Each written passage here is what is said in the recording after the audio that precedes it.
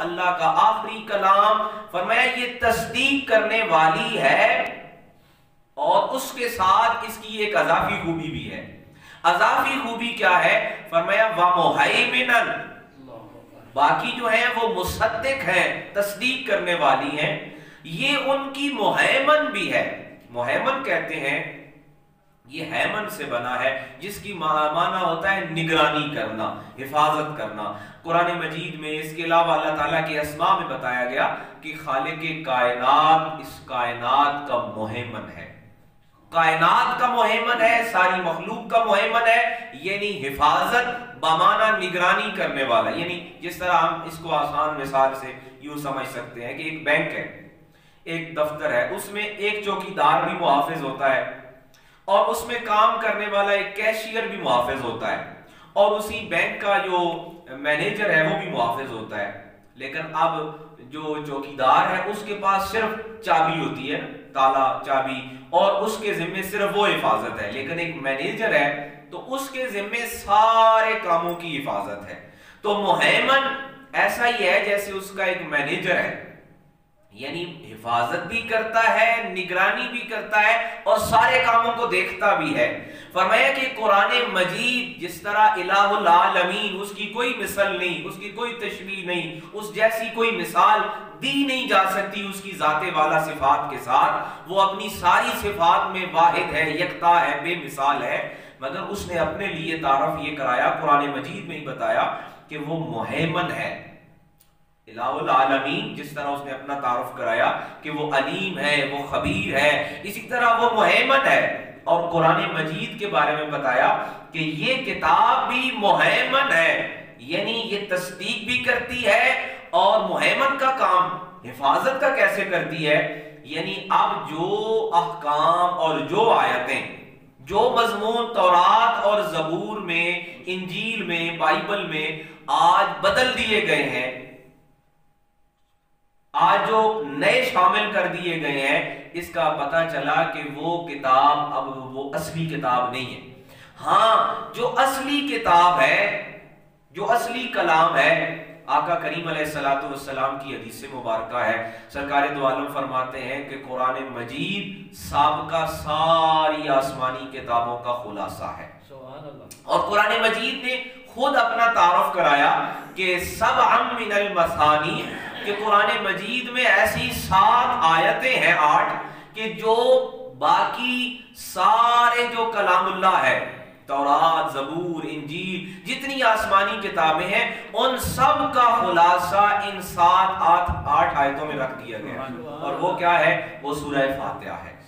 حضرت مولا کائنات حیدر کرار، امیر المومنین، امام المتقین کا ذکر آ جاتا ہے۔ پھر آپ فرماتے ہیں کہ میں نے سرکار دو عالم سے یہ سنا، اور انہوں نے یہ ارشاد فرمایا کہ قرآن مجید سابقہ سارے آسمانی کتابوں اور کلام کا خلاصہ قرآن مجید ہے، اور وہ یہیں سے ہے کہ قرآن مجید نے خود بتایا کہ باقی کتابیں تصدیق کرتی تھیں، مصدق تھیں، اور یہ مہیمن بھی ہے، یعنی ان کی نگرانی بھی کرنے والا ہے اور حفاظت بھی کرنے والا ہے۔ حفاظت کیسے؟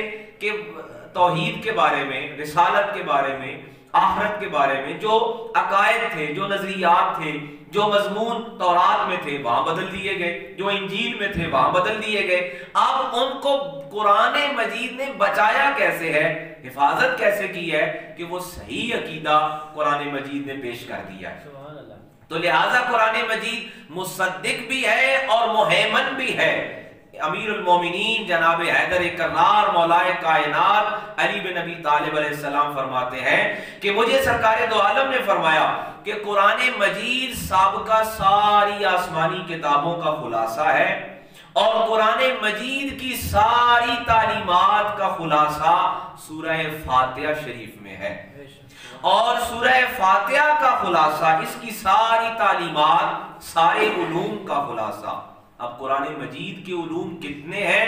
اب اس پر صرف ایک جملہ میں کہا کہ بات آگے لے جاؤں گا کہ صرف ایک مفسر جو ہے جنہوں نے قرآن مجید کے مضامین پہ کام کیا، وہ فرماتے ہیں کہ میں نے دیکھا کہ قرآن مجید میں 18,000 علوم ہیں، اب یہ ایک تحقیق کرنے والے کی بات ہے.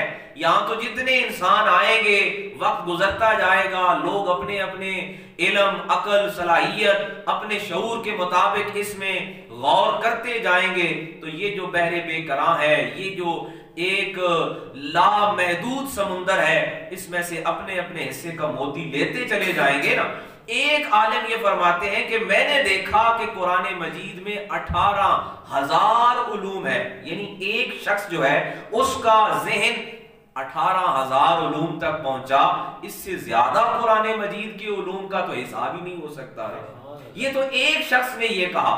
اور امیر المومنین جناب حیدر کرار مولائے کائنات کیا فرماتے ہیں کہ میں نے جناب رسالت مآب علیہ السلام سے سنا کہ سابقہ ساری آسمانی کتابوں کا خلاصہ قرآن ہے، اور قرآن کی ساری تعلیمات کا خلاصہ سورہ فاتحہ میں ہے، اور سورہ فاتحہ کا خلاصہ مولائے کائنات. اچھا، حیدر کرار کے بارے میں ہم یہ کم جانتے ہیں کہ مولائے کائنات علی بن ابی طالب وہ فرد ہیں جن کے لیے سرکار دو عالم نے فرمایا کہ میں علی سے ہوں، علی مجھ سے ہے.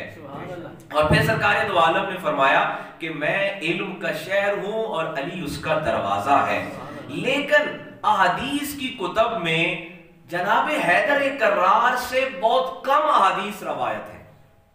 بخاری، مسلم، ابن ماجہ، ترمذی، سیاستہ، اس کے علاوہ جتنے موطا امام مالک، جتنی احادیث کی کتب ہیں، جناب مولائے کائنات جناب حیدر کرار علی بن ابی طالب علیہ السلام سے بہت کم روایات ہیں، جن کی تعداد باقی صحابہ کرام رضوان اللہ علیہم اجمعین کے مقابلے میں بہت کم ہے. کیا وجہ ہے؟ اس کی ایک وجہ ہے، صحابہ کرام میں، تبع تابعین میں یہ ڈسکس ہوا کہ کیا بات ہے، کیونکہ علی تو وہ ہے، باقی صحابہ ہے نا، ان کی زندگی کا معاملہ مختلف ہے. کوئی 20 سال کی عمر میں، کوئی 25 سال کی عمر میں، کوئی 40 سال کی عمر میں سرکار دو عالم کی بارگاہ میں آیا اور وہاں سے اس نے فیض پایا. اور حیدر کرار مولائے کائنات کی تو کیا ہی بات ہے، جن کی زندگی کا پہلا سانس، پہلی نگاہ وہ سرکار دو عالم کے چہرہ والضحیٰ سے ہے. سیدہ فاطمہ بنت اسد جو والدہ ماجدہ ہیں حیدر کرار کی، اور اگر بات کی جائے سیدہ فاطمہ بنت اسد کی تو کائنات میں وہ واحد خاتون ہے جن کا کفن سرکار دو عالم کے جبہ مبارک سے بنا ہے. سیدہ فاطمہ بنت اسد وہ مبارک خاتون ہیں جن کی قبر اطہر میں سرکار دو عالم ان کی میت رکھنے سے پہلے لیٹے ہیں. سیدہ فاطمہ بنت اسد فرماتی ہیں کہ اے محمد بن عبداللہ، سرکار دو عالم کی بارگاہ میں ہمارا بیٹا پیدا ہوا ہے، یہ آنکھیں نہیں کھولتا.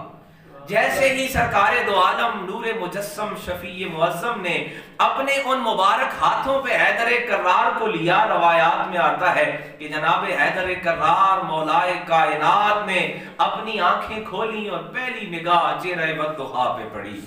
پیدائش بیت اللہ میں ہوتی ہے اور پہلی نگاہ جناب محمد رسول اللہ کے چہرہ والضحیٰ پہ ہوتی ہے. حیدر کرار سے احادیث بہت کم روایت ہیں. تابعین نے ڈسکس کیا کہ کیا بات ہے، صحابہ کرام نے بہت ساری احادیث روایت کی ہیں. جناب مولا کائنات تک یہ بات پہنچی سرکار دو عالم کی زندگی سے پردہ فرمانے کے بعد کہ آپ سے بہت کم روایات ہیں. آپ فرماتے ہیں کہ میں بہت زیادہ احتیاط کرتا ہوں کہ کوئی بات ایسی نہ ہو جس میں علی کی کوئی بات شامل ہو جائے، جس میں میری کوئی بات رسالت مآب کی بات میں شامل ہو جائے. لہٰذا میں بہت پرکھ کے نا، بہت احتیاط سے کوئی بات آگے کرتا ہوں. یعنی احتیاط یہ ہے، اور یہی بات جناب سیدنا صدیق اکبر رضی اللہ تعالیٰ عنہ کے بارے میں ہے کہ بہت کم احادیث ہیں جناب سیدنا صدیق اکبر کی، بہت کم روایات ہیں مولائے کائنات جناب حیدر کرار علی بن ابی طالب علیہ السلام سے. اب یہ بات آگی نا محیمن کی، تو یہاں میں بات ختم کروں گا کہ سرکار کائنات حضرت حیدر کرار فرماتے ہیں کہ میں نے رسالت مآب علیہ السلام سے سنا، آپ نے فرمایا قرآن مجید خلاصہ ہے سابقہ سارے آسمانی کلام کا. जो जनाब आदम से लेकर जनाब सैयदना ईसा रूह अल्लाह तक जो कलाम नाजिल हुआ उस सब का खुलासा कुरान मजीद है, और कुरान मजीद का खुलासा सूरह फातिहा है। ये तो कुरान मजीद ने खुद बताया कि मेरे पास ऐसी 7 आयतें हैं, 8 आयतें हैं जिनकी मिसल कोई शय नहीं। सरकार दो आलम ने फरमाया कि अगर ये साबका उम्मतों को सूरह फातिहा अता होती तो उनका मर्तबा सारी उम्मतों से बढ़ जाता। उम्मत मुस्तफा के मर्तबे में एक बात ये लिखी गई है कि इसको सूरह फातिहा अता हुई है। ये अलग बात है कि हम हर नमाज में पढ़ने के बावजूद इसको समझ नहीं पाए। सूरह फातिहा के बारे में जनाब मौलाए कायनात फरमाते हैं कि सूरह फातिहा सारे कुरान मजीद का खुलासा है। अब हमें कोशिश करनी चाहिए कि इसके तर्जुमे को सीखें, समझें। हैदर कर्रार मौलाए कायनात, ये बात हमने समझ ली कि आप बहुत एहतियात से हदीस पेश करते हैं, वगरना आप बात नहीं करते। आप फरमाते हैं मैंने रिसालत माब नबी रहमत सल्लल्लाहु ताला अलैहि वसल्लम से सुना। आप फरमाते हैं कि सूरह फातिहा कुरान मजीद का खुलासा है, और सूरह फातिहा का खुलासा इससे पहले लिखा हुआ तस्मिया बिस्मिल्लाहिर्रहमानिर्रहीम। अब ये बात सारी ज़हन में रहे कि हैदर कर्रार एहतियात भी करते हैं, बहुत कम हदीस करते हैं रवायत, और उसके बाद आप अगली बात ज़हन में रहे कि जनाब हैदर कर्रार फरमाते हैं कि सरकार दो आलम से मैंने सुना कि रिसालत इमाम अलैहिस्सलातु वस्सलाम फरमाते हैं कि ये जो बिस्मिल्लाह है ये सूरह फातिहा का खुलासा है। और उसके बाद जनाब हैदर कर्रार अपनी तरफ से ये जुमला शामिल फरमाते हैं कि सरकार दो आलम ने ये फरमाया था कि सूरह फातिहा का खुलासा बिस्मिल्लाह है, बिस्मिल्लाह का खुलासा इसकी पहली बा है। अब ये मारिफत की बात हो जाएगी, तरीकत की तरफ निकल जाएगी। मैं यहाँ पे मुख्तसर करूंगा कि इस बा का माना अरबी में होता है साथ, मैयत, साथ होना, बाप बमाना साथ होना। हैदर कर्रार मौलाए कायनात फरमाते हैं ये मेरी तरफ से इसमें जुमला ये है। हैदर कर्रार बहुत कम हदीस रवायत करते हैं। आप फरमाते हैं मेरी तरफ से ये जुमला ये है कि यहां तक तो रिसालत माब की बात है कि ये बाप इस बिस्मिल्लाह का खुलासा है, और हैदर कर्रार मौलाए कायनात अली बिन नबी तालिब अलैहिस्सलाम की बात क्या है? आप फरमाते हैं इस बा के नीचे जो नुक्ता है वो मैं अली हूं। अब इससे ज्यादा कोई बात मारिफत की और तरीकत की नहीं जा सकती कि जनाब हैदर कर्रार फरमाते हैं यहां तक तो सरकार दो आलम रिसालत माब अलैहिस्सलातु वस्सलाम ने फरमाया कि ये जो बा है ये बिस्मिल्लाह का खुलासा है। अब इससे आगे मेरी बात इसमें ये शामिल है कि इस बा के नीचे जो नुक्ता है वो नुक्ता मैं अली हूं। अब इस पर हदीस की किताबों में जब देखा जाए तो हमें एक हदीस सामने फौरन आती है कि हैदर कर्रार के बारे में रिसालत माब ने फरमाया आना मदीनतुल इल्मी व अलीयुन बाबुहा, कि मैं इल्म का शहर हूं और अली उसका दरवाजा है। वैसे दूसरी रवायत यह है कि आना मदीनतुल हिकमति व अलीयुन बाबुहा, कि मैं हिकमत का शहर हूं और अली उसका दरवाजा है। तो हाज़रीन मोहतरम यहाँ बात हो रही थी कुरान मजीद की खसूसियत और मुनफरिद की कि ये बाकी किताबों से मुनफरिद इस तरह भी है कि बाकी आपस में तस्दीक करती थी, एक किताब दूसरी किताब की तस्दीक करती थी। कुरान मजीद ने अपना तारुफ ये कराया कि तस्दीक के साथ, मुसद्दिक होने के साथ मुहैमन भी है, यानी उनकी हिफाजत और निगरानी और सुपरविजन भी कुरान मजीद कर रहा है। जो अहकाम, जो अकायद तौरात वालों ने बदल दिए, ज़बूर वालों ने, इंजील वालों ने उनने बदल दिए, वो कुरान मजीद ने हिफाजत से अपने पास बचा लिए। अब इसी से आगे इसी आयत में जो दूसरी बात है कि अल्लाह चाहता तो एक उम्मत रखता, मगर ये उम्मतें जुदा जुदा हुई ये बताने के लिए कि इन्होंने क्या क्या काम किया, किसने अपनी ड्यूटी कितनी पूरी की। अगर अल्लाह चाहता तो एक नबी भेजता, ये आयत का मजमून है, लिकुल्लिन जअलना मिनकुम शिरअतम व मिनहाजा वलौ शाअ अल्लाहु लजअलकुम उम्मतम वाहिदा। अल्लाह चाहता तो आदम से लेकर ईसा तक, जनाब मोहम्मद रसूलुल्लाह तक एक किताब, एक शरीयत, एक रास्ता देता, जुदा जुदा रखा गया। सबब क्या है? पता चले किसने कितना काम किया है। अब यहाँ पे बस एक बात उम्मत मुस्तफा की रिस्पॉन्सिबिलिटी और इनकी जिम्मेदारी के हवाले से कि उनके पास शरीयत थी, اور امت مصطفیٰ کے پاس دوہری ذمہ داری ہے، شریعت بھی ہے اور طریقت بھی ہے۔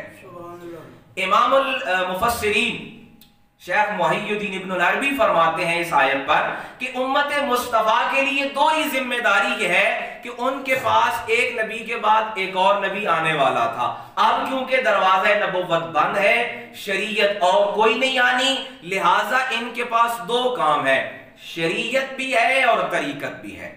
لہٰذا قرآن مجید سورۃ المائدہ کی یہ آیت مبارکہ ہمیں یہ دعوت فکر دے رہی ہے کہ جہاں شریعت پر عمل ضروری ہے وہاں طریقت کو بچانا بھی ضروری ہے، کیونکہ باقی امتوں کے پاس صرف شریعت تھی، ان سے اسی کا پوچھا جانا ہے جو انہوں نے ضائع کر دیا ہے۔ اور امت مصطفیٰ کے لیے دعوت فکر یہ ہے کہ ایک تو قرآن مجید کی تعلیمات، قرآن مجید کے احکام، قرآن مجید کا دیا ہوا راستہ شریعت، اور دوسرا طریقت جو امت مصطفیٰ کا خاصہ ہے، سلسلہ اولیاء ہے، سلسلہ اصفیاء ہے، جس کو ہم تصوف کا نام دیتے ہیں، طریقت کا نام دیتے ہیں، کوئی دوسرا نام دیتے ہیں۔ تو یہ امت مصطفیٰ کی دوہری ذمہ داری یہ ہے کہ شریعت کو بھی بچانا ہے اور طریقت کو بھی بچانا ہے۔